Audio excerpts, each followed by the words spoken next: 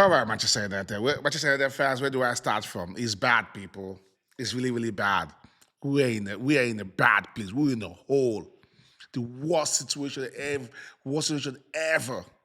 Ever. That's where we're at right now. The worst Manchester United era. That's where we're at right now.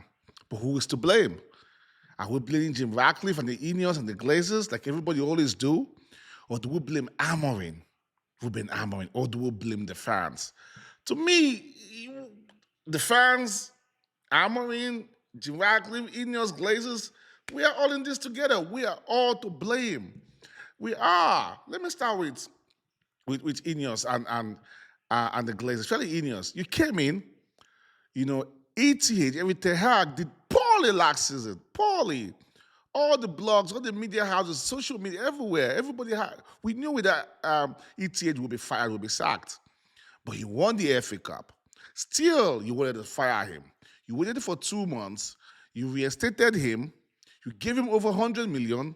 And after 3 months, you fired him. After he had bought his own players, which we don't even know what to do with right now. You fired him. What did you do? You gave Ruud van Nistelrooy, which you could have left this team for Ruud van Nistelrooy.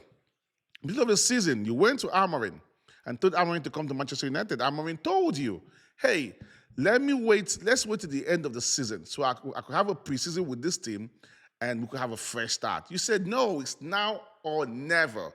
I'm quoting Amorim, now or never. Amorim came because it's a big club. He came. You know the system that this man plays. I don't know if you told him or you did not tell him that you will not back him in January, but you brought him in middle of the season. And Amorim, this is where I now blame Amorim. Now, Amorim came in with his own system, with his own people, with his own ideas. I don't know if he asked the Glazers or INEOS, hey, January, I'm going to need some players. I'm going to need my own guys. I'm going to need my own players. I don't know if he did or he did not, because it's a big club. He did not ask questions. He came. And when he came with this rigid system. This system is what, I'm telling you guys the truth, I have to say it. This system is what brought us to where we are right now. Because the truth is this, if every Ten Hag was Manchester United manager, if Rúben Amorim was Manchester United, we will not be at 15th or 16th where we're at right now. It's the fact, the truth. We cannot run away from it. I'm not saying Amorim is a bad manager. Amorim is a fantastic young manager. He is. But very, very soon, everything he has worked for might just go down the drain because he might be fired, he might get Manchester United to relegation, or he might just resign. And all the reputation gone because nobody will want him anymore. No club will want him. Now, Amorim came in with this rigid system, but he worked for him at Sporting. Why? Because he had the players. He had years to build, to get him players, remove players, work on the system. It took him years. Go check it. It did take him half a season to implement that system with Sporting. It's a rigid system. You can't run away from it. It's like playing five at the back. But at Sporting, his wing backs, left and right backs, were flying. We don't have it at United. And he came. First 2-3 games, you see it. Your system cannot be implemented in this team. These players are not so good enough, intelligent enough to be able to function in this team, even though they're so intelligent. Because even though you take Amorim to a Real Madrid team, a Barcelona team, an Arsenal team, a Man City team, they might struggle. But they might get it better because they might have better players. But for you to play some certain systems in a team, in a club, you need the players to do it. I don't know how Amorim thought that, hey, I'm coming. Oh, Dallas is a wonderful player. He's going to get it. Mazzari is a wonderful player. He's going to get it. Bruno is going to get it. Haaland is going to get it. Zexi will get it. He does that. That's his mentality. Rashford will get it. Ahmad will get it. Garnacho will get it. They will get this system ASAP because to his man, these are big players. This is Manchester United. Those are wonderful players. They paid big money for them. Anthony will get it. But he came. And nobody got it. Nobody. And what did he do? What did he do? He continued with that system. First game, second game, third game, fourth game, fifth game, training. Even though you had no training, You would have seen it. The whole world is telling you it's not working. It's not working. It's not working. Abandon this. Steady the ship. I think that's what he could have done when he came to United. Steady the ship. Steady the ship to the end of the season. Then you get your preseason. Then you have a month to prepare these players for this new system. You have a month or 2 months to get in 1 or 2 or 3 players in the summer so you could play the system. Steady the ship. It did not work first, second, third game, fourth game. You seen it. These players cannot get the system. They can't get it. Like you seen it. You have seen it. We waffle. We not play nothing. We're playing 5 at the back. We play games. We play people like Bournemouth. We play people like Nottingham Forest. We play people like Crystal Palace. Bruh, no shot at target. Maybe first try, first time. We play people like Southampton. 45 minutes, no shot at target. Rigid, 5 at the back. The players don't know their positioning. They don't know what to play. Like, I'm not keep talking about improving players. Nobody was improved. These players are focused on trying to get this knowledge of this system. It's just like they put you in a class. Probably you were an art student. Maybe when you were in university, you were an art student. Somehow they put you in a class. Oh, yeah, just come chill in this science class for a while. And physics come in, chemistry come in. And you'd be like, what is this? What is it? You're forcing yourself to see if you could gain that knowledge, but you can't because you're not built for it. You're not trained for it. You're not prepared for it. That's what's going on. Current Manchester United players are in a class where it's like they're teaching them rocket science. They can't get it. And Amorim has seen it. You train them so hard, and you could see it. You could see it. It's just there. It's glaring. All you could have done is switch. Go back to what they know. Steady the ship to end of the season. End of the season. Then what would you do from there? What would you do from there? You have a preseason for almost 2 months. You go to INEOS to give you 3 or 4 players that could play the system. But middle of the season that we are drowning, you're trying to implement and force the system on these players. And it's totally just collapsed. Totally it's not working. He's one of the worst managers right now in the Premier League. Worst managers.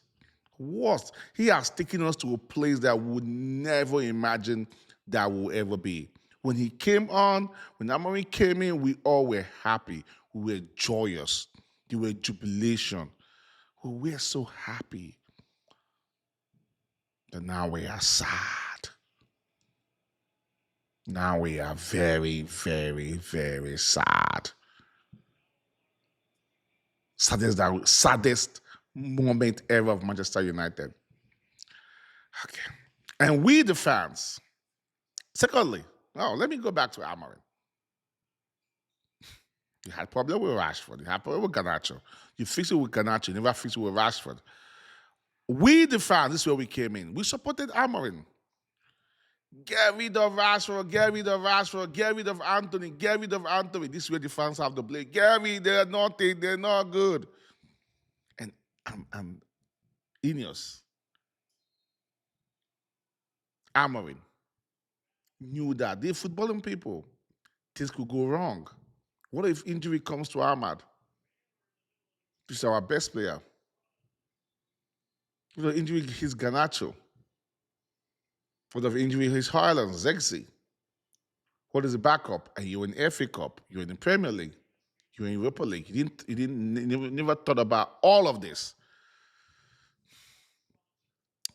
We loaned out Rashford. We loaned out Anthony. Anthony's 4 in 4, 4 goals and assists in 4 games. I watched Rashford against Ipswich, killing it. What happened now? Ahmad is injured for the rest of the season. Kobe Mino is injured for almost a month. Garnacho is there, cannot even hit the target. What are we going to achieve this season?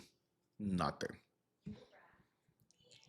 The season is gone, buried. I was here, this same room, telling you guys we have FA Cup, we have the Europa League to fight for. Right now, we have nothing to fight for. And I was like, hey, go prioritize everything you have for the FA Cup. Go prioritize everything you have for the Europa League. I leave Premier League. If that is the case, you have to prioritize the Premier League and leave the FA Cup and the Europa League because we might get relegated. We might get relegated. Let me tell you guys teams that we're playing to the end of the season. Now, our next game is against Everton. David Moyes' team is flying. Play Everton at home. Whoo. After that, we're playing Ipswich. I don't even know if we get a point. Then we have on the March 2nd, we have the FA Cup. Is it the 5th round against Fulham at home? Good. After that, we play Arsenal at home. We're playing Leicester away. That's the only hope I have a little bit. After that, we play Nottingham Forest away. After Nottingham Forest, we play Man City at home. After Man City at home, we play Newcastle away. After Newcastle, we're playing Wolves home. We're playing Bournemouth away. We're playing Brentford away. We're playing West Ham, Chelsea, Aston Villa. Tell me, people. Out of all those games that are listed, how many think we will win? That's the question. So that's why I'm telling you guys. FA Cup, go. Europa League, go. Use little players that we have and go fight for the Premier League so we will not get relegated.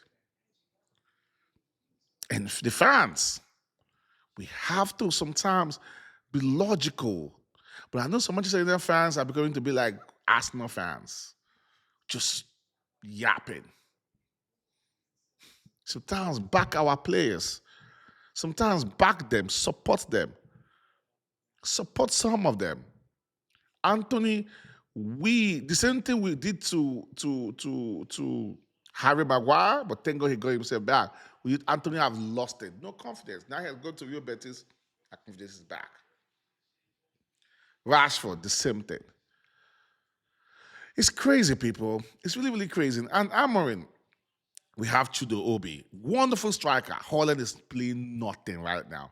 Chudo Obi is 17. Lamine Yamal was 16. He went to the Euros at 16. He turned 17 at the Euros.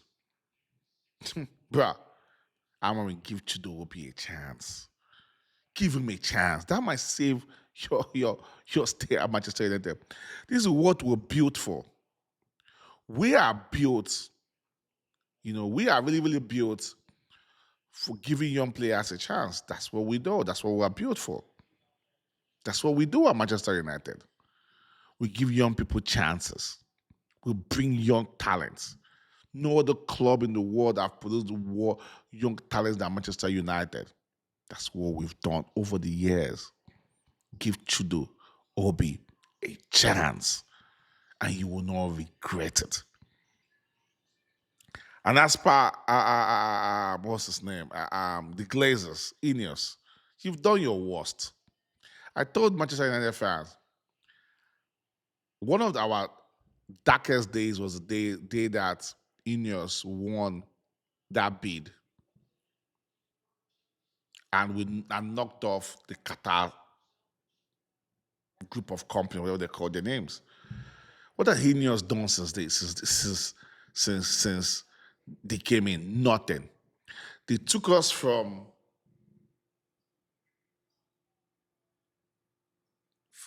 frying pan to fire. Nothing.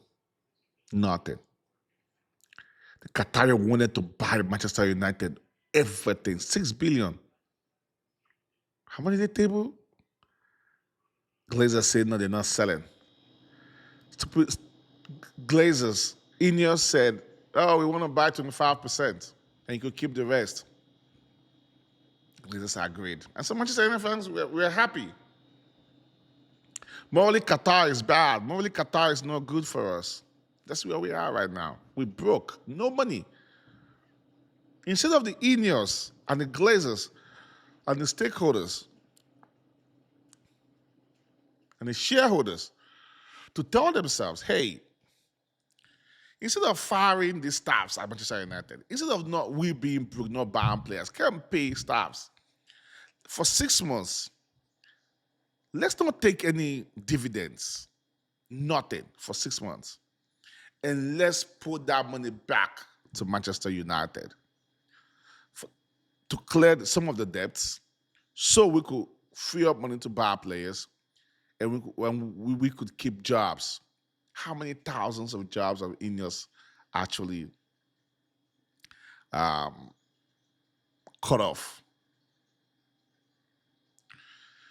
It's really sad. It's really, really, really sad, people. It's really, really sad. It's really, really sad, people. It's sad. It's really, really sad.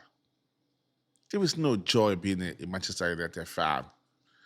There's no joy wanting to watch Manchester United game. And we don't know when it's going to end. We don't even know what's going to happen next season. We don't know if we'll be in the championship.